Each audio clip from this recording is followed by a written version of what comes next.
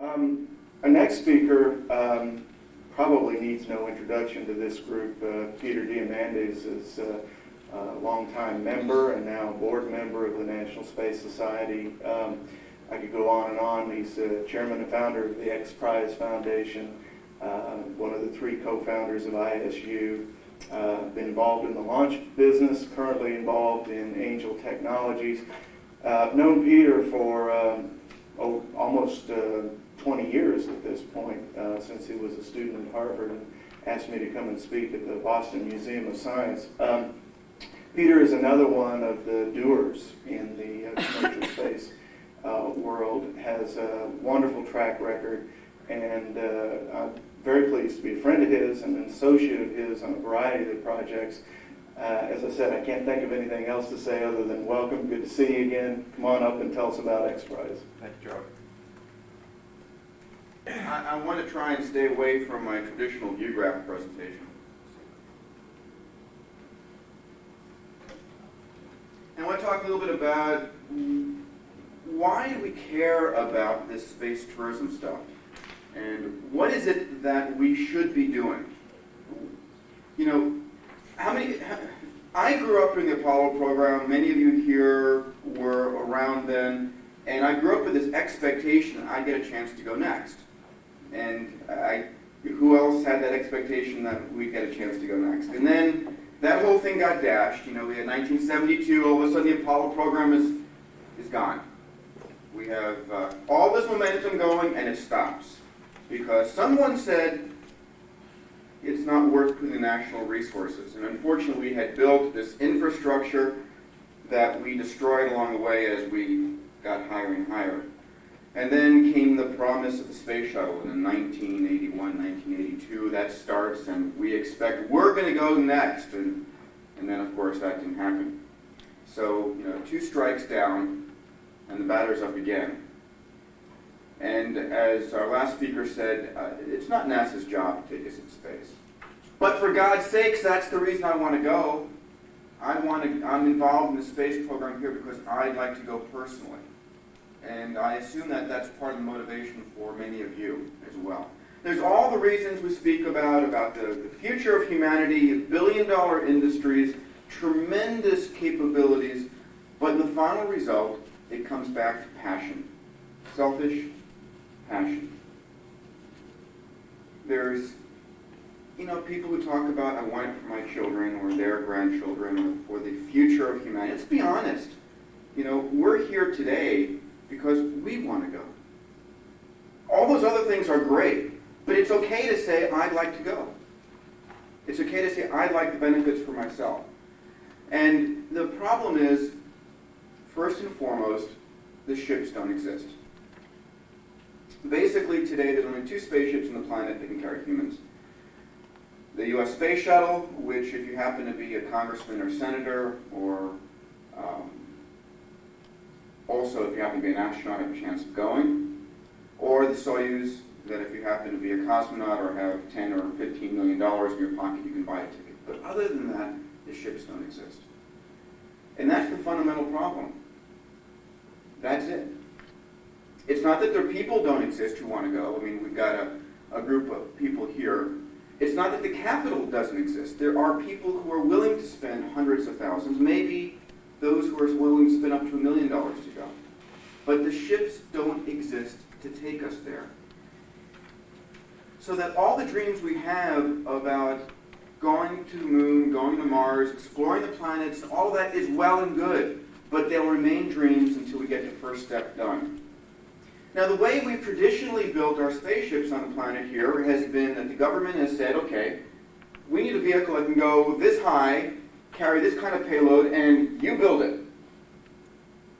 It's been a result of a selection process where one player goes and builds a ship. The problem with that is there's the capability for innovation. The risk-taking mentality isn't there. By the way, if you disagree with me as I'm going here, let me know. The mechanisms that allow risk-taking are not present in the government industrial complex of today, which is fine because the payment for risk and for failure is so high. It's so high. It shut down our space program for 2 years with Challenger. So we need something else. And I'll tell the story of the X Prize for just 2 minutes. Today we live in an industry where there are 1 million people aloft at any one time in the air. 1 million people are flying in the air at any one time. $250 billion industry of aviation, which if it were started today, could not exist. Because the FAA has rules and regulations, the FAA has an objective of 0 deaths. That's the FAA's purpose in life, to prevent any type of risk, which is wonderful because we can get on an airplane, run down a hobby, on our cell phone making a Southwest ticket reservation, get on the airplane, fly off, and we're 10 minutes late, we're just upset as could be. But that's not to have to think about the risk is wonderful, and to have that infrastructure there is tremendous. But how do we get into a space infrastructure from here? How do we get to a vision where we can fly down to a local spaceport, hop on a flight, go to Australia in 35, 40 minutes, or go to lunar orbit? And looking at the early days of aviation was a model and inspiration for myself and my colleagues. Because in the 19-teens, 20s, and 30s, there were hundreds of aviation prizes that opened up space, opened up the airways. A fellow, Raymond Ortega, was a Frenchman. He grew up in Paris, moved to New York, and like Mr. Bigelow, was in the hotel industry. And he loved, this was just after World War I, and he loved airplanes. He'd seen all these airplanes in the very early days of 1914 and 1917. And he loved his home of Paris and loved New York. He said, I want to get some commerce going between the two. And he put up a $25,000 prize. And that $25,000 prize was put up in 1919. And in 1926, there were 9 teams vying for that prize. And those 9 teams in 1927 spent $400,000, or 16 times the prize amount, to go and win. That's a big return on investment.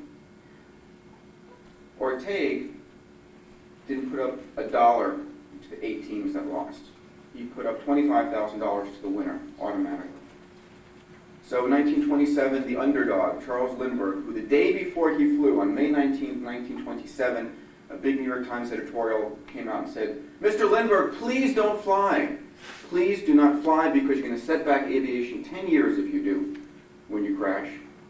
Because you're flying with 1 engine and 1 pilot in a vehicle that's just not going to make it. And lo and behold, he did.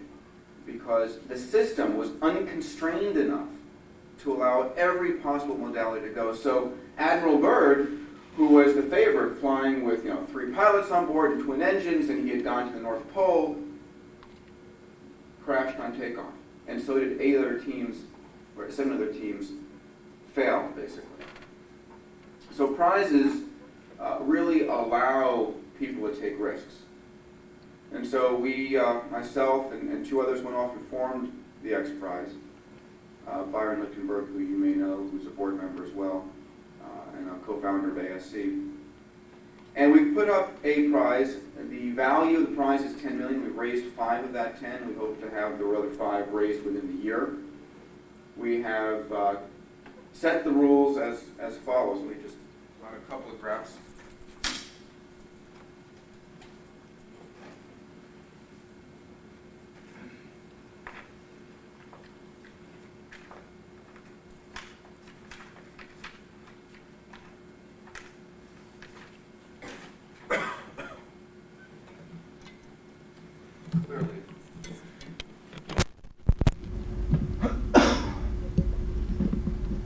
One of the things the X Prize has done is define an X Prize trajectory of 100 kilometers, 3 people flying twice within 2 weeks. We started the competition. The question was, what's the right thing? What's the equivalent of flying across the Atlantic? Should we go to orbit first? And the answer to me clearly was no. We want something that's winnable in the short term. We want people to be able to go there, build this thing, make it happen, and get an economic engine going. Because traditionally, they've had these huge, huge steps. And if you don't get there, like 99% of the space companies out there who start up and fail, nothing happens in the final result. We wanted something that was defined as space. So 100 kilometers is 50 miles, 50 miles, 80 kilometers. Well, no, we define that. 50 miles is where the Air Force will give you your astronaut wings. It's 80 kilometers high. We wanted to margin that, not make it so that people had hairline judgments that their vehicle just made it over the top. And we made it 100 kilometers. We looked at 100 miles. The reentry speeds were too high for composites or heat-sink aluminum, and we decided to lower it from 100 miles down to 62 miles or 100 kilometers. We said 3 people because the vehicle can carry 3 people, and the final result has a commercially viable opportunity. A pilot with 2 paying passengers, or an autopilot with 3 paying passengers. $10 million was enough money to attract entrepreneurs, but we didn't want Lockheed or Boeing or the Chinese government to come and win this. It defeated the purpose. We wanted a vehicle that was privately financed, so at the end of the day, there had been hard decisions made about how we're going to build this, what vehicle we're going to use. We didn't want hundreds of millions of dollars going to win a $10 million prize. Twice within 2 weeks is probably one of the most important rules. Actually, flying with people on board is the most important thing, because it makes people excited. It says, when this vehicle goes, I get to go next. Twice within 2 weeks means that the vehicle has so much touch labor. You can only spend so much money on the vehicle within 2 weeks' time. And of course, the vehicle has to be reusable. And that's the X Prize rules. Well, we've been very lucky to have 16 teams register at this point. And one of the most satisfying aspects of the competition for me has been the diversity. Because again, the way traditionally we've built launch vehicles is there is a winner and a solution. And in fact, many of the times the government has tried to do race-offs between, let's have 3 vehicles built and see who flies the best. The funding has disappeared. We had to pick a paper design and have it go. Well, we now have 16 completely different approaches to getting on the suborbital flight. We've got everything from air dropped and water launched and air refueled and air towed and balloon launched and jet engines. It's tremendous. Some of the teams that you've heard about, some of the teams you have not. Pablo de Leon is in Argentina. He's building a hybrid powered rocket that launches an Apollo-style capsule. He has done half-scale drop tests from 25,000 feet from the C-130, and will be doing actually a 90,000-foot drop test. He's done 1/5 scale hybrid rocket engine firings. And this is, Pablo is not well known. He's an ISU graduate, which I'm very proud of, and really is a go-getter.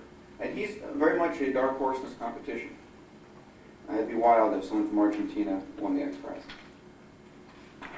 Many of you know Pioneer Rocket, and you'll see, you can hear from Chuck Lauer shortly.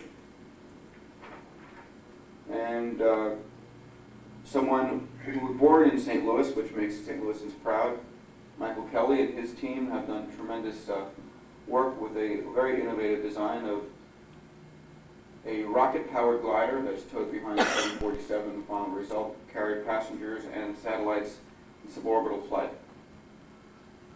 And we'll hear more from Kelly soon as well.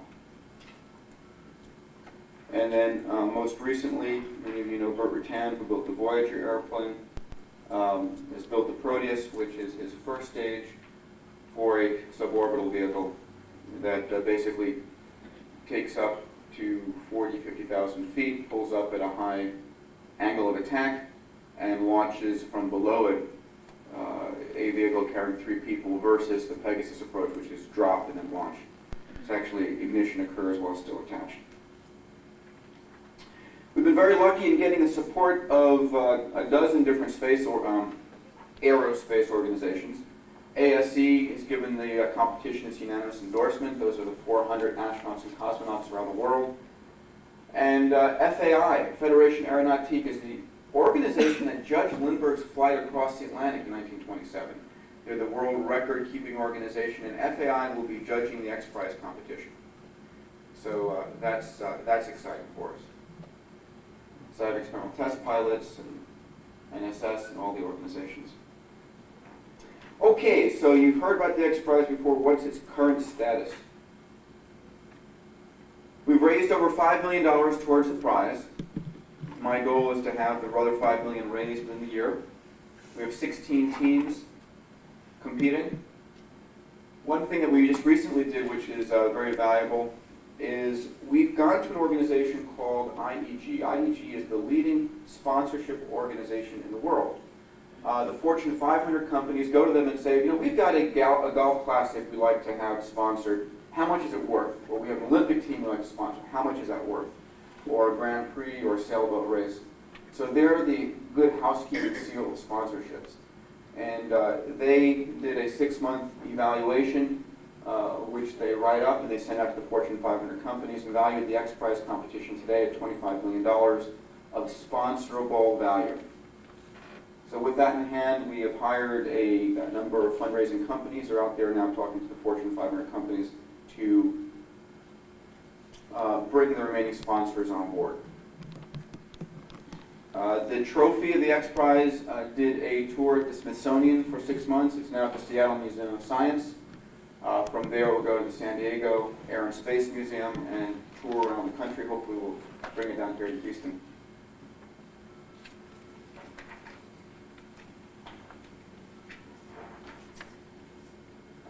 Benefits of the X Prize, again, one of the major benefits that goes unnoticed, I think, is this is a financing mechanism. For the last 20 years, the technology for us to go has existed. It's been here. It's not rocket science. It's not anything that's innovative. We're not waiting for a physics breakthrough for us to go. It's been here. When the solutions finally happen, when we get on our first spaceship and go, that ship could have been built probably 5 years ago. It isn't a physics breakthrough. I want people to understand that. It's not a breakthrough technology. It's an issue of financing and regulatory. And the X Prize's benefit to our vision, what we want to do, is it provides an alternate financing mechanism. Because Wall Street is not financing these vehicles today, unfortunately. But by putting up a competition, these teams have the ability to go and say, hey, this team from Houston is going to go build this rocket versus our team from California. How about local people funding us? Just the same way that Grand Prix race cars or horses or any kind of competitive teams are able to go out there for private funding. The second thing it does is it allows for a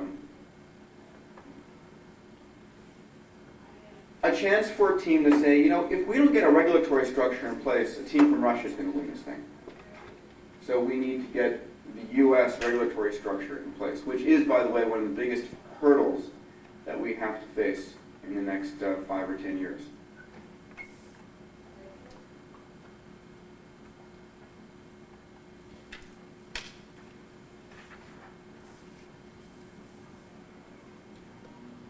Last slide, people say what happens after the X Prize is, one, we have 3 options. We either shut down the foundation, say congratulations, we've done it, which is a viable option.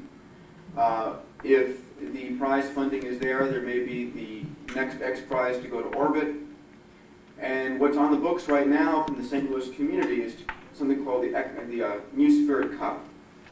And it's after the Spirit of St. Louis, which all the teams every 2 years will be invited back to the Mid-America Airport in the St. Louis area, and we'll have a fly-off competition like the America's Cup. During a 30-day period, a team can launch as many times as it wishes. You get points for the altitude you reach, number of people you can carry, and how quickly you can refly. And so we'll have variable solutions going for, I want to fly twice in the same day at 100 kilometers carrying 3 people. I want to carry 25 people to 100 kilometers in 2 weeks. And we'll have different teams exploring different parts of the technology. The final thing I want to say is we're looking at an incremental build. Let's get something going. Let's get a business going. Let's get revenue happening. You know, you've got companies like Space Adventures and Seagrams waiting for these vehicles to happen. There are tickets waiting out there to be had when someone wins the X Prize. Not only will they get the 10 million and hopefully the glory that Charles Lindbergh got, but there will be hundreds of tickets waiting for them to cash in on, which is exciting. So that's a quick overview. I'd love to spend a couple minutes on questions more than anything else. Please. I'm just wondering how many people have the card. I've got. If you don't have the card, why the hell not? Because First USA is not promoting it. I mean, I haven't seen squat in terms of, you get the cat cards on TV much more than the X-Prize cards. Well, let me just say, has anybody not heard of the card? Every time you use the X Prize card, you're voting. You are telling Wall Street, I am willing to support this. Part of the funding from the card goes to support the X Prize. But every time you use this card, you're telling Wall Street that you have an interest in doing this. If the APR is pretty good. There's no annual fee on it. Every single member of NSS should have this card. It's a really You should cool go out and picture. beat your Let's friends. try- This is what this is for. Beat your friends over the head to get this card. You can go to our website. Thank you so much for mentioning that. I don't like to come here and do too many commercials, but First USA has issued 6 X Prize credit cards.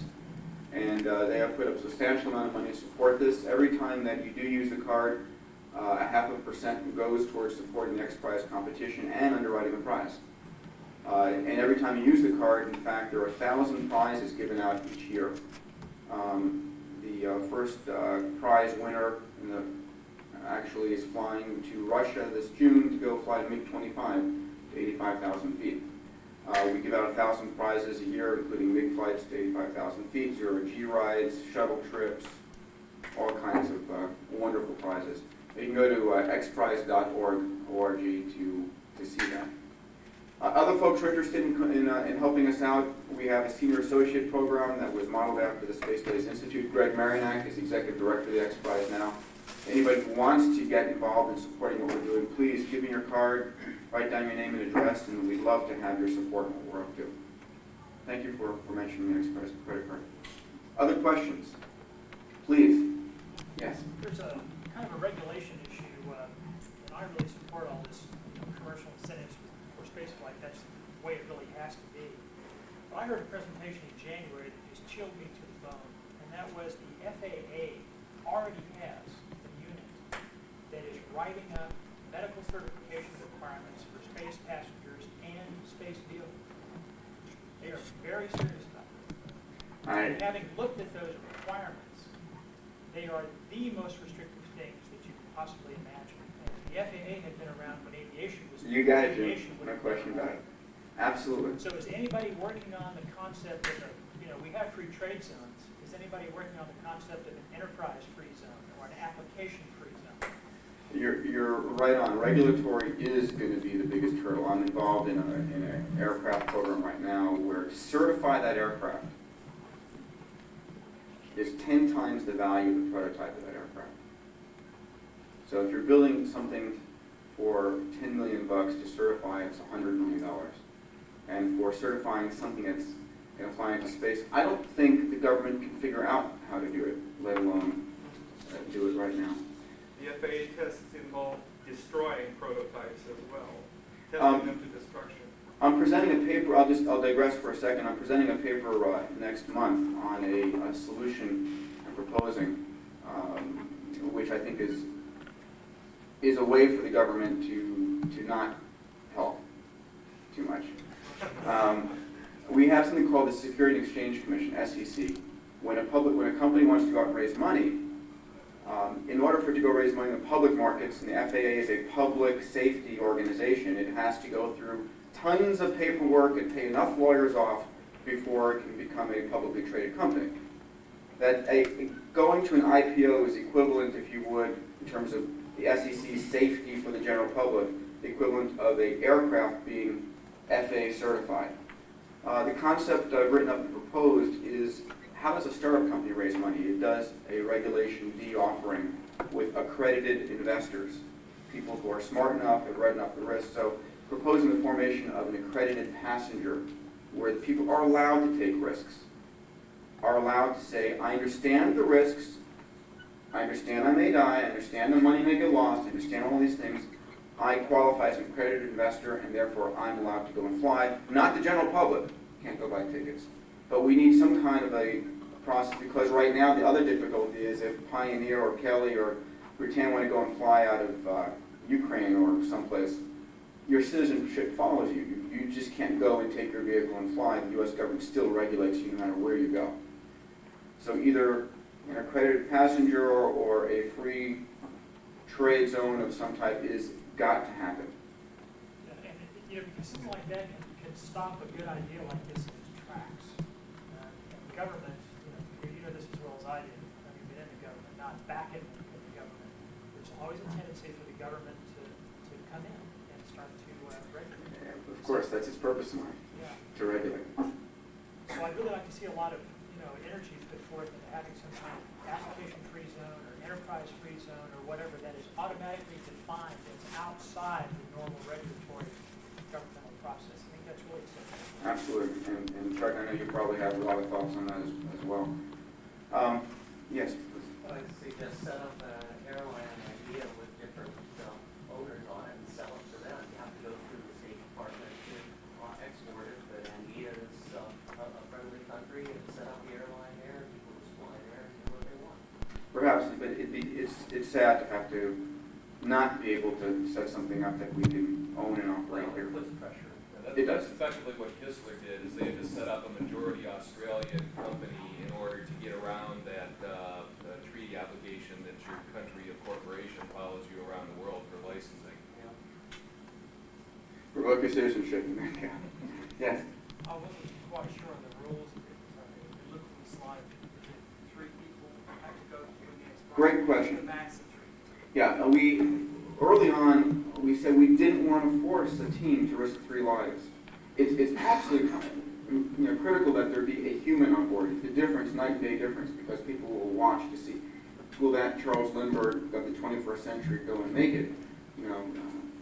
Having a life on board, but we didn't want to force 3. So it's 1 person plus the weight equivalent, volume equivalent to the other 2. Yeah, I'm not sure that it'll have the same impact as the Bloomberg doing as a person wasn't there. But I think that I was just wondering, is there going to be a follow-up exercise? You kind of referred to that, where actually the first passengers. No, I'm sorry, maybe I'm not clear. There will be a person on board the vehicle. Yeah, there'll be a pilot, A pilot. but he'll be probably a trained, probably test pilot, I imagine. I would personally believe that anybody who puts their ass on one of those vehicles that has been built by by entrepreneurs out there is going to be watched very carefully, because you haven't asked the question here. People may very well die.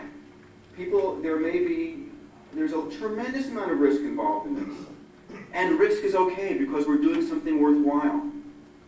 Risk is all right. Now, it's up to them to take their own risk. But I would say that I'll be watching that man or woman on that first flight, and God knows your heart will be racing as they push that button. I just wondered if there would be a prize for the actual final goal, which is actually getting to carrying passengers in space. A company actually manages to do that. There's a huge prize. It's called profit. And that's the big prize. This is, 1 horse racing around the track is boring. Put 12 horses around and it's big business. And the X Prize is credentialing this competition in terms of saying, we went into space. The Apollo program was a giant race. We've had 20 years of cooperation which have slowed things down. I want to get some good old competition going again. Any last questions? I'm around. Please, if you're interested in getting more involved, give me your name and address and we'll send you some information. Thank you so much.